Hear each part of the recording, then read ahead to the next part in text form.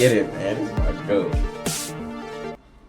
Welcome to the Kill Count, where we tally up the victims in all our favorite horror movies and show you how they were made. I'm James H. Janice, and today we're looking at Terrifier 3, released in 2024. While the first Terrifier became a cult favorite years after it was made, the second film blew up immediately, grossing $15 million despite an unrated release and a budget of less than $1 million. Terrifier 2 was also a much better movie, with an actual story and an all-time final girl. All that's to say, this threequel had a lot to live up to, and I'd say it succeeds. If you like the second movie, there's no reason not to enjoy this one. It's got more bloody hijinks from Art the Clown, one of the most sadistic killers we've ever seen, played once again by David Howard Thornton. It's also got more Sienna Shaw, a returning Lauren Lavera, Art's kick-ass counterforce, whose mental health has unraveled since the events of the second film. T3 takes place 5 years later, a helpful time jump since Terrifier 2 took place in 2018. It's also an interesting way to look at how the characters are living with trauma half a decade later. Short answer, not great. While the first two films took place during Halloween, Terrifier 3 is a Christmas movie. Here it comes, Artie Claus, here it comes, Artie Claus. It's a fun choice by writer-director Damien Leone, who also returns as co-producer, editor, and sometimes special effects artist. He continues to hone the franchise, cutting down the second movie's bloat and cluing the audience in a bit more when it comes to lore. I mean, it's still confusing, don't get me wrong, but I know you saw that.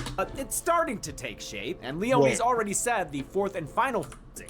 Down the editor and sometimes special effects artist. He continues to hone the franchise, cutting down the second movie's bloat and cluing the audience in a bit more when it comes to lore. I mean, it's still confusing, don't get me wrong, but it's starting to take shape, and Leone's already said the fourth and final film will give us the answers. Maybe that movie can have a little more variety too. Sometimes T3 feels like the second movie with simple substitutions. Sienna's mom and brother are largely replaced by her aunt, uncle, and cousin. Art swaps out his supporting cast too, replacing the pale girl with Victoria Hayes, who is way more gross. Wait, hold on. Didn't the little girl poop all over that laundromat? Fuck? No, you know what? I think Victoria still takes the crown. What? These movies are disgusting and clearly not for everyone. While the acting continues to improve and downright impresses me sometimes, this cast is great, the story and characters are still pretty much in service to the special effects. You might scoff at that, and that's fine, but exploitation films and grindhouse movies have always existed. We need to find what the boundaries of good taste are by sometimes towing into bad taste. I don't like everything I see here, but without subversive work, we risk media becoming homogenized. That's not fun at all. I think of this series as the gore porn version of John Waters or Frank Henenlotter work. It's gross and offensive, but I don't think it's really hurting anyone, you know? It's just fun to watch for sick fucks like us. And of course, extra sick fucks can enjoy the uncensored gore over at our Patreon for only $1. As always, I hate doing it, but videos like this are the tent poles of dead meat. You gotta play by YouTube's rules to keep the algorithm happy and this video monetized, even if we do have a sponsor.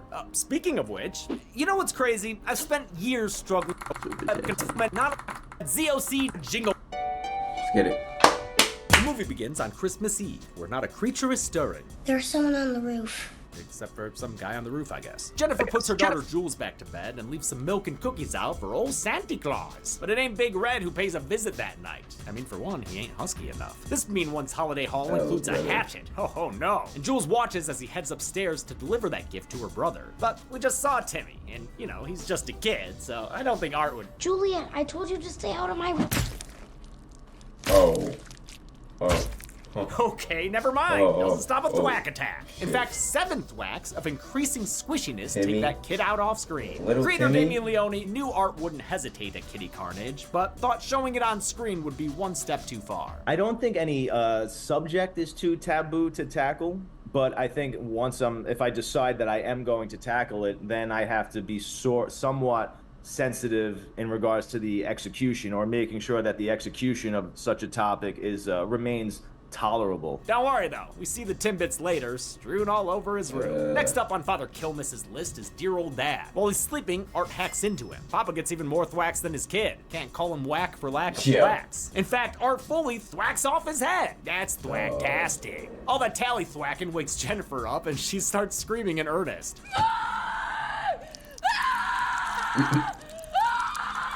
Damn, she's good at screaming. Jimmy, Juliet! I mean, I'm sure it helps when Art Torrance is busting through the bathroom door. Here's Clowny. Jennifer's played by Chrissy Fox, who's actually a really good friend of ours. She's a great actress and producer of indie horror films alongside her husband, Spider-One. They recently made Little Bites, which features a quick cameo from Chelsea and me playing parents to Chrissy's real-life daughter. Jennifer faces the trauma of seeing her young son in pieces before Art catches up to her and plants his axe head in her back, and then her stomach. As always, Art relishes the moment before lining up his shot and getting to the serious work. He dismembers her completely while laughing at her, the little scamp. He finally puts her out of her misery by cleaving her head in two. As Oh Come All Ye Faithful plays, Art has a snack and even does the dishes. Aw, that's nice. But on his way out, he hears a stirring. It's Jules hiding in a cupboard, and Art's a little too happy to see her. Realistically, I think Art probably kills her, but we don't know for sure because he's thankfully interrupted by a title card. I won't count Jules in case she ever comes back for revenge or something, but yeah, I know it's unlikely. Pretty sure Art's standards are lower than Michael Myers, who wouldn't kill a baby, and Chucky, who at least had a quorum to discuss the issue. Well, let's just say nobody under the age of 5 or 6. Fair enough? We jump back in time 5 years to the aftermath of Terrifier 2. A cop comes across Art's freshly decapitated corpse, so I guess this place is supposed to be the Terrifier from Terrifier 2? In any case, the clown still got some kick in him, and his headless corpse strangles Officer Evans, who valiantly shoots him a few times. It cuts away, but the cop's kill is confirmed when we see Art get on the subway sporting his head, looking like a smeared Halloween mask left out in the sun too long. Don't worry, pigeon lady, nothing to see here. Art's destination is the last place we saw in T2, the mental hospital where Chris Jericho plays a guard. Drink it in, man! A scream takes Bert to check on Victoria Hayes, where he finds, oh my god, what the fuck, what? I can't even take in what's happening here. There's suckling and slurping and biting. Oh man, it's real bad. Kind of makes me want to puke. Jericho too. If you recall, Terrifier 2 ended with Victoria giving birth to Art's severed head. That abominable act of nature was discovered by a nurse, who is now seen killed. Art's head is feasting on the poor woman's face, and he's digesting it into Victoria's mouth, maybe? I hate it, whatever the fuck's going on. The rest of Art's body joins them and distracts Bert, who gets stopped and dropped like the walls of Jericho. The villains grip into his face and pry it open top to bottom. My god, he will never, ever look the same again! For this kill, they used a fake Jericho head, kayfabe Jericho head, whose jaw was pre-scored so it could be ripped off. I think it would be cool if he pulls it off and it's like kind of like hanging by the side, and then she like pulls the whole thing. Oh man, that is some thick chocolate syrup looking blood right now. All that murder has made a mess of Art's outfit, so it's a good thing a clean-cut cosplayer joins their train car. I was gonna do the blood thing too, but I was just worried about the cleanup. The next time we see Art, he's rocking the dude's duds. And based on his track record, I'm guessing he didn't politely ask for them. Art and Victoria find an abandoned house to make an abandoned home. She makes friends with her ratty roommates before praising her new look in the mirror. He used to be so hot. Now no one's gonna fuck you. She doesn't like it. Victoria settles in for cubby time, while Art takes a seat in the attic. They go into hibernation, a quick and simple way to explain their whereabouts for that 5-year time jump. Bringing Victoria back was important to Leone, who said his biggest regret about the first film was not fleshing out her character. Hate to tell you, dude, but I think you failed again. She's still missing way too much skin. In present day, 2023, Sienna Shaw is being released from a recovery center. Its staff includes a cameo from Marie Macer, who appeared in the original Terrifier short. Sienna's been getting help after everything she went through. You know, the whole thing where her mom and all her friends got murdered. Oh, and also, she got murdered herself too, kinda? Yeah, that was a rough Halloween. Thank God it's high time for Yuletide. She'll be spending the holidays with her Aunt Jess and Uncle Greg. It's a welcome change of pace from her yelly mom, especially since she's got a sweet relationship with her cousin Gabby. The two unpack her stuff, but when Gabby finds her diary, she starts asking awkward questions. What's the clown cafe? Ah, man, kid, there was like a song and like a blowtorch. It was a messed up place, okay? Yeah. Sienna has a photo-induced flashback to a conversation with her late father, Michael. You only draw boys. Boys. That's not true. I draw girls all the time. That is a girl right there. Look at that. Wait, Kid Sienna looks too much like Gabby, except she's got bangs. Kinda like her aunt, another brunette with bangs. It's starting to feel like Malignant up in this bitch. I mean, I know Damien casts a certain type, but we can switch up the dudes every once in a while, you know? Michael promises to sketch his daughter a proper heroine, and you can tell she really looks up to him. This is our first time seeing Sienna and Jonathan's dad in the flesh, though he was frequently mentioned in the last film. Remember, his notebook had drawings of Art and Sienna's final girl armor. Here, he's played by Jason Patrick, last seen on the kill count as a different Michael. Michael. Yeah, that one. As Sienna finishes settling in, a demo crew pulls up to that abandoned house from earlier. Veteran employee Jackson tries to spook newbie Dennis, but this guy's seen his share of scary movies. Ketchup. Hey, Just like my mom puts on her spaghetti, baby. The two split up to search the house. Jackson finds Great Victoria cast, looking cool. like Tub Girl, except maybe not as gross. I don't know, it's a real toss-up there. Don't Google that. Props to returning actress Samantha Scafidi for coming back for all this shit. Jackson goes in for a That's closer so look, and she disgusting. springs back to life, stabbing him to death with a shard of mirror. Pretty bad luck, but the gnarlier death is reserved for Dennis, who finds Art in the attic doing a Black Christmas reference. Always love to see it. The clown comes back to life and chucks Dennis aside and pins down one of his hands before biting the fingers off the other one. No. Victoria appears and, dude, honestly, I can't even describe to you what she's doing. And consider that. It means it's way worse than this. Art caps off the kill by giving Dennis a box cutter haircut before freaking unpeeling his face like a banana. Holy fucking shit, man. You know, you never get used to gore like this. Leone handled most of the previous movie's effects, but Terrifier 3's increased budget meant they got to hire a dedicated team of artists. A lot of the gore was done by Tinsley Studio under Christian Tinsley. He's a special effects pro who's worked on everything from Westworld to Renfield to No Country for Old Men. Tinsley also received an Oscar nom for his work on another torture porn film, The Passion of the Christ. For Terrifier 3, they resculpted Art's prosthetics based on a mold of David Howard Thornton's face. This differed from the first two movies, where I guess they were still using a mold made from the original Art actor, the one from the projects that don't really get talked about anymore. The custom face pieces allowed Thornton a wider range of expressions. While Art's jumping right back into it, Sienna's having a harder time readjusting to civilian life. Sure, Gabby thinks of her scars like Marge Simpson thinks of potatoes, I just think they're cool. but she can't even have a nice family dinner without a trauma interruption.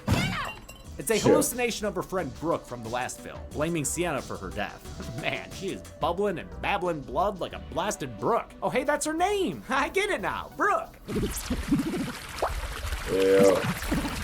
Sienna leaves dinner for a drug dessert and calls her brother Jonathan, who's a college freshman now. They grow up so fast. He's actually a big reason Terrifier 3 has that 5-year time jump. Leone wanted to account for how much older actor Elliot Fullman looked. Like his character, Fullman's also had a busy 5 years, making music on his YouTube channel, Little Punk People. He started it way back in 2012, doing interviews with horror actors and musicians. Awesome work, man. Sorry for joking about your neck in the last kill count. Jonathan's roommate Cole is a pretty cool guy. His true crime podcaster girlfriend Mia is substantially less chill. Seriously, like everything about you. Everything online, at least. I've been following you for years, and dude, you're a legend. You survived Art the Clown. Just like Sam Carpenter in Scream 6, Sienna's the subject of internet conspiracies that pin her as the culprit behind the Miles County massacre. If Jonathan Shaw hadn't testified on his sister's behalf, she'd probably be serving a life sentence right now. That's a cameo from comedian Annie Letterman, who previously interviewed Leone for Terrifier 2. I've gotten confirmation I will be in the third. You got confirmation? Movie. Well, I keep being told in front of cameras. Art's living up to his name with some him and crafts, creating a liquid nitrogen spray tank that he tests on a rat. Ratsicle. And it's meat flavored. Yo, now with extra meat. He takes his invention to a bar full of festive patrons. Can I join the Mile High Club? Oh my god. I'd fuck you. No, Mrs. Claus would shank me in my sleep. My wife's dead. Art bowls the girls over on his way inside. They don't realize it, but they're probably the luckiest people in this franchise. Art shows childlike excitement over this mall Santa, who plays along and swears he's the real deal. Yes, that's me. That's me, guilty as charged. Though bartender Eddie is suspicious, Santa and his buddy Smokey treat Art real nice. They call him Clowny and even buy him a drink, T-Pain style. It's Clowny Claus. Yes, it is. And Clowny Claus was in fact the iteration of Art that competed in this year's Horror Royal Rumble, which no, I will never stop plugging, because if you've actually watched it, then you understand how great it is. Thornton has said this was his favorite week on set, and it's probably my favorite scene in the movie. That's largely thanks to the performers, 2 of whom are kill count vets. Santa is played by Daniel Roebuck, who's been on the show 3 times. He's a part of the Rob Zombie gang. His buddy Smokey is the ice cream man himself, Clint Howard, who is also in another Christmas Christmas horror franchise. But while this scene is funny and a lot of fun, it's here to remind you that Art's a mean guy. It's just like the opening scene in that regard. Leone didn't want people to find Art cute or cuddly. I didn't want the audience to be too comfortable with this character. I wanted to make it as if they never met him before and see how creepy I can make him again, and how disturbing and how unpredictable, and really just set a new sort of standard to keep the audience on their toes if possible. So, despite Santa and Smokey's kindness, Art gets gross in a hurry, spitting up shots and peeing in laps. What the Art, fuck? why you gotta be such a Scrooge? Eddie tries to kick him out, but Art resists with old Reliable from his Santa sack. Damn. Yep, a shot to the neck for Eddie and one to the head for Smokey. Although he's best known for his torture, Art's never been above a simple gunshot kill. Mr. Claus is the last man standing, and all he wants for Christmas is to not fucking die. Johnny, we're in the same business. It's just me and you, remember? It's just me and you. We're in the same business. We make people happy. That improvised line from Daniel Roebuck doesn't work on Art, so Santa offers up his outfit as a peace offering. That doesn't save Santa either. He gets tied to a chair while Art tries on his new festive digs. Then he breaks out the liquid nitrogen tank for a kill we analyzed in our halftime show with Oz Perkins and freaking Elijah Wood. Check that shit out. I'm telling you, man, we do a lot of fun stuff on Dead Meat Presents. Santa attempts to appeal to Art's better nature. I have a wife, I have a wife and 2 kids. But Art just responds like Pee-wee mocking Francis. Right about when the guy starts naming his grandkids, Art starts blasting his limbs. He goes until they're frozen through, then bashes them with a hammer. He saves the head for last, and after freezing it, like so many forgotten ice cream cartons, he destroys the dude's face like he were Jason X. It's Oh so man, his nasty, eye is bro. still moving. Please just let that poor Santa Claus die. Art nabs himself a prize, echoing an earlier line. If Santa doesn't have a real beard, he's not a real Santa Claus. And finally, in classic Art overkill, he caps it all off with a frosty flourish. The next day, Sienna and Gabby go Christmas shopping at the mall. While picking out gifts, a familiar tune starts playing. It portends the appearance of Art, who's walking around in disguise. But Sienna's got that PT Santa D, and maybe smells Art. I'm sure he smells awful. So she recognizes him, has a quick cry, and heads home early. Art, on the other hand, is just getting started. When the local mall Santa goes on break, Clowny Claus takes over. Seems to really dig the throne, and the job itself. Hey, Santa's handing out presents! Nothing could go wrong. He really Actually, stole it the is both nigga's sweet beard, and bro. hilarious seeing Thornton with the kid actors behind the scenes. Art spreads Christmas joy until a freaking Paul Blart kicks him out of the chair. But he's fine with that. He left behind a very special gift that one human Glenn-looking kid opens. I wonder what I got. Hurry! Yo. Holy shit, this bomb explodes and kills at least 4 people, including 2 kids, alongside a mom and the mall Santa returning from his break. A later news report puts the death toll at 5, so I'll trust it. This nigga is a demon, bro. Albert. What happened? Look at what he just did. Look An at ad me. a very special gift that one human Glenn-looking kid opens. I wonder what I got. Hurry! Holy shit, this bomb explodes and kills at least 4 people, including 2 kids, alongside a mom and the mall Santa returning from his break. A later news report puts the death toll at 5, so I'll trust it and add one more from all those parts we see. A shaken Sienna pays Jonathan to visit in college. They're interrupted by Cole, Only which is Caucasians fine, can make something until like Mia this. pops in to invite Sienna onto her podcast. It's a great chance for Lauren Lavera to show us how fraught Sienna's become. Can't you act like a human being for one Fucking second! What the While fuck Lavera wrong was a with you, man? co-highlight of Terrifier 2 alongside Thornton, her character hadn't gone through as much, so she mostly had to play simpler shades of sad, scared, and kick-ass. Here, she's got half a decade of trauma in the Calm tank. down, She fine puts shit. it all on display. This woman is a bona fide star, and I promise we will see an impressive career out of her. Jonathan says that he's trying to move on, angering Sienna to the point where she hits and yells at him. It's reminiscent Hey, of her don't mom, hit him. and shows how the cycle of abuse can continue in families. Thankfully, Sienna is aware enough to stop that shit right away, and instead tries convincing Jonathan with words. His words. She reads him a letter he wrote that sounds like he was trying to DM a campaign by mail. We have to destroy the little girl before it's too late, Sienna.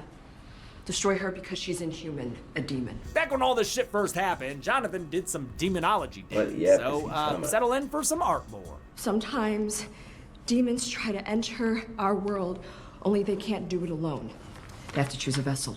Someone recently deceased who functions as a bridge between worlds. It's a little confusing, but I think I've got it. And Damien Leone confirmed my summary in our interview. Basically, when we first met Art back in Terrifier 1, he was a mortal man, your average serial killer. Okay, maybe above average, but still. He was just a dude who wound up getting killed. So actually, turns out my counting him was legit. Thank you! His murdered body became a vessel for a demon to inhabit, which happened in the morgue. And the demon is who we watched in Terrifier 2. When this demon comes to exist in a mortal form, so does a counterpart, a force of good in the world, which is Sienna Shaw. She is the chosen one. I get a little more confused when it comes to Victoria Hayes, who Sienna says is also a host for, I guess the pale girl from the last movie, who's like a different demon? I'm not sure. Wait, also, how does Sienna even know Victoria is running around? Has she been watching this movie too? Confusing lore or not, at least Leone's offering something for people who want more story to dig into. To fight her nemesis, Sienna's gonna need her magical sword that was gifted to her by her father. But she buried it at the Terrifier ride after using it to cut Art's head off, so she has to go and get it, which she does off screen, because now all of a sudden she has it. Gift wrapped, lest any nosy cousins try to take a peek. This beat confused me the first time through, mostly because we didn't see her retrieve the sword. I'm sad we don't get to see the cool Terrifier setting from part 2, but maybe they just couldn't shoot at that location again. Jonathan, meanwhile, stays behind at school to question his sanity and break stuff. It's just one of those days. Little does he know, a It's just one of those days. Outside his frat house to wreak some holiday havoc. I love that Art's got a utility van, much like another tourist does, Christmas Evil. Art stalks the halls for his prey, but gets waylaid when he overhears Mia and Cole talking about him. I want to know what it's like to be in the presence of that kind of evil. I love all of Art's little mannerisms here. What does he smell like? He hears Mia glazing him for being the most famous serial killer, so he decides to make her wish come true and make her his next art project. It happens after a shower here we scene. go. Forecast, extra steamy, streamy too. And I ain't talking about internet awards. I'm talking Art. Okay, now you're just playing with it. Alright, Art bro, pulls what's a up with chainsaw this from his Mary Poppins purse and delivers an amped up homage to Psycho. He cuts off a part of Cole's hand and leaves him looking like he's saying, "Now listen here, you." He cuts into Cole's leg, which breaks when he tries to step on it. Oh god. That leaves Art free to go absolutely ham on Mia. He carves her up and even takes off some of her scalp. Then he just, slams that chainsaw over and over into her face. He gives her what she thought she wanted, a close encounter with the Miles County Clown. Then he gives her some shades and finally kills her by chopping her in half. Man, it's hard to know where to start and stop these skill graphics sometimes. You're so extra, Art! Art turns his attention back to Cole. Let's go ahead and just rip that leg off, shall we? In a gender-bent version of Dawn's infamous death from the original, Art rams into Cole's deli, slitting him open from tip to top. As a bonus, he messes up his face and limbs, because, why the hell not? And here we have it, folks. This movie's big climactic showcase kill. On top of the obvious Psycho influence, this close-quarters chainsaw scene was also an homage to Scarface, as well as a scene from the American Psycho book. Art celebrates by making a blood angel on the floor. Damn, man, in a communal shower, you're gonna get a staph infection. The whole scene is set to It's a Terrifier Christmas, an original carol composed for the film by John and Al Kaplan, who also made Silence the Musical, which, yes, is a musical version of Silence of the Lambs. Hannibal the Cannibal. Back at the Shaw home, festivities are underway. The holiday cheer dries up thanks to a very official-looking news broadcast about the mall bombing. Since Greg doesn't know how to channel surf, Sienna watches long enough to see the Savini cameo. It really freaks her out. Maybe she had a pet snake. She starts shouting about Art the Clown, but her traumatic past leads her family to dismiss her claims. Still, to ease her mind, Greg agrees to go pick up Jonathan. But by the time he gets there, J-Man is sounding a little different. Jonathan, can you hear me? I'll be right there. Yeah, maybe he's sick. Jess puts Sienna down for a nap, where she has another flashback to that scene with her dad. In it, we see Michael present the lady character he promised her. It's an angel warrior with a flaming sword. Thankfully, not the chariot of eyes kind of angel. When he tries to hand the painting over, he has a vision of his daughter's future trauma. And, maybe it opened him up to some kind of possession or something? Because we know thanks to Brooke that by the end of his life, he became abusive. But that also could have just been mental illness. Sienna suddenly finds herself in a fiery void, where a chained-up demon is forging her armor in a little gimp suit. And that guy's chained up by a sentient Virgin Mary statue? What? I don't know what's going on here, but it's metal as hell. Feels like something out of Mandy, which is a huge compliment. This demonic vision was done by effects artist Jason Baker and his team at Colossum Studios, whose work we've covered before with the Black Phone. They built the Virgin Mary costume out of resin to give it a statuesque appearance, and also developed various weapons for the movie, like Art's chainsaw and his liquid nitrogen dispenser, dubbed the Freezomatic 3000. Sienna wakes up in the middle of the night and overhears a conversation between her aunt and uncle. You know what I think we should do to Sienna? I think we should go upstairs and smother her in her sleep.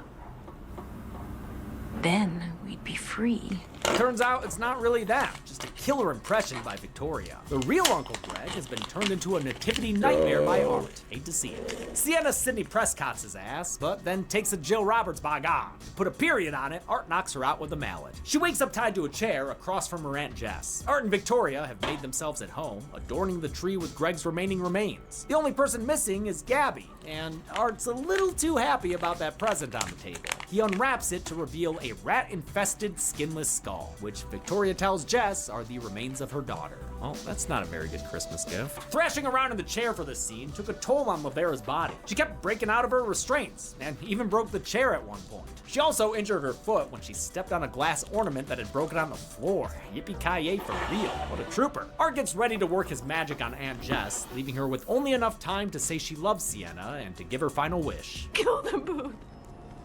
Make them suffer.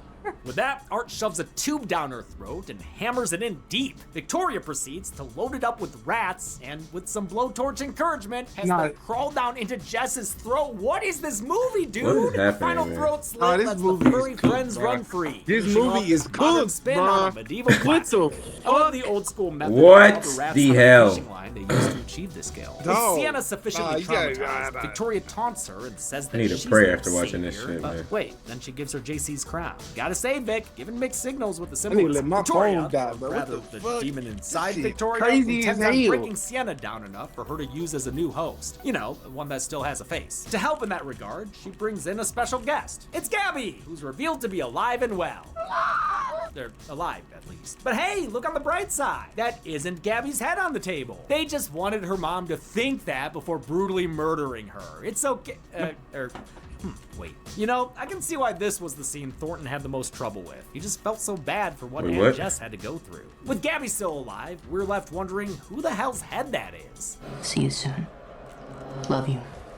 Jonathan! We quickly learn it belongs to Jonathan, who was evidently Damn. killed off screen. You know, I almost didn't count this one. I've been burned too many times by fake out deaths. But the way Damn, he always little bro. talked about it in interviews, it seems like it's gonna stick. He said there wasn't room to show the kill Little after the zesty, crazy bro. shower sequence, and that he didn't want to see such a likable character get flayed and fed to rats. Fair enough. With most of her family decimated, Sienna should be broken enough for Victoria. Everything you love is gone. There is no hope. There is no God. But despite some thriller Wow, eyes, shit. Sienna ain't gonna surrender. Man, those eyes look cool though. I seriously love that effect. Victoria goes to kill Gabby, but the teenager tricks her into letting Sienna have a final gift, the one she saw her cousin hiding earlier. The killers go along with it because, I mean, why not? 'Tis the season after all. I love the way Victoria tosses the gift at Sienna. This movie's full of dark humor like that, including the many moments Art walks by Sienna and casually smacks the back of her head. After Art Damn. bashes Damn. Sienna's hands in, she opens her gift. I hope she likes it. Best gift ever. Oh, She does! With Art's throat spewing blood, Sienna chest chucks the sword on. into Victoria. With a badass one-liner, Tell me how this tastes. she stabs Victoria in the mouth before slicing her head clean off. That all Oh, might you be tough, enough for a shawty. secondary villain, but there's still the main event to contend with. Art retrieves his chainsaw and the two duke it out in the kitchen. They disarm each other of their weapons, so Art bites her in the side and body slams her into the ground. He very nearly gives Sienna a Texas Chainsaw makeout sesh, but a fistful of his juggling balls convinces him to let her go. What? Art recovers, but gets his chainsaw stuck in a table, so he resorts to trying to smother Sienna in her uncle's guts. In addition to the smashing table cable stunts, this is one of the few shots that uses Lavera's stunt double Jenna Hellmuth, who also doubled her for a few shots in Terrifier 2. Lavera always wants to do her own stunts, but production didn't want to risk her busting her face open on the pole inside this fake cadaver. Lavera and Hellmuth worked with stunt coordinator Drew Leary for this fight, which also features Bobby McFarlane as Thornton's double for shots that weren't close-ups of Art's face. Sienna manages to get her sword and prepares to make Art a full bob wall decoration. Unfortunately, this whole time, Victoria's head has been melting away, looking like a science fair volcano. Must be filled with xenomorph blood, because it's eaten through the flour. Now, Art's seen the better days. He's killed people with many blades, but the bottom drops out beneath Gabby, sending her down towards a portal into hell. Sienna lets Art go to save her cousin, reaching down with, the sword. Maybe you want to get a fire poker or something. Oh, okay, she's doing it. Sienna gives an impressive effort, but she's holding on to a sword blade. Gabby falls and the portal disappears behind her. And great, now Art's vanished too, out into that cold winter night. As Sienna mourns her losses, she discovers her wounds have begun Wolverine healing on their own. With the sequel set up, Sienna vows to rescue her cousin from hell. The movie heads to a bus stop where we catch up with Art. The late night bus is driven by Phil Falcone, who produced all 3 Terrifier films, as well as helped with effects and did a whole bunch of other stuff on set. These are super indie, remember? He's driving a bibliophilic passenger whose book The Ninth Circle refers to the short film where Art made his debut. But he wasn't played by Thornton there, so it feels weird to count it as canon. The bus driver, for some reason, lets Art aboard. The movie ends with Art squeaking his creepy clown horn. How many chestnuts roasted on this open Terrifier? Let's find out. What is this? Who's this? Chelsea? Chelsea! What? Oh, I'm sorry. I thought this was you. We get. Wait. Get corny as I know who that is. Bixby! Oh, it's Zoran. Yeah. Whatever. We counted 23 kills in Terrifier 3. The victims consisted of 15 men, 7 women, and 1 unknown victim in the bomb explosion. That gives us this Terrifier charge, which is unique thanks to the unknown, but if it were a lady, it would match the first hostel, and if it were a dude, it would match the Friday 9 recount. So there you go. With a runtime of 125 minutes, Terrifier 3 had a kill on average every 5.43 minutes. Golden Chainsaw for coolest kill could go to a lot of these, but I'll do the expected thing and give it to Cole. I'm sorry for anyone who wanted a surprise, but you're seeing his bits flop against a chainsaw blade. That's gonna make a lot of viewers wince and grab their chonies. That kind of physical reaction deserves a reward. Dull Machete for lamest kill will go to Jonathan. The death of such an important character shouldn't leave me wondering if it even happened for real. I get the sentiment behind it, but I think it left a lot of people disappointed. And that's it! Terrifier 3 came out in 2024 and became the highest grossing unrated film of all time. Until next time, I'm James A. Janice. This has been the Kill Count. On the next Kill Count, welcome to your last days aboard the spaceship Tulpar. A catastrophic accident has left your bitch ass up. Hey man, that was a great vid. I'm out.